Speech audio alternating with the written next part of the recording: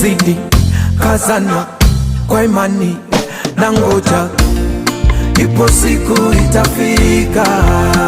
na ngoja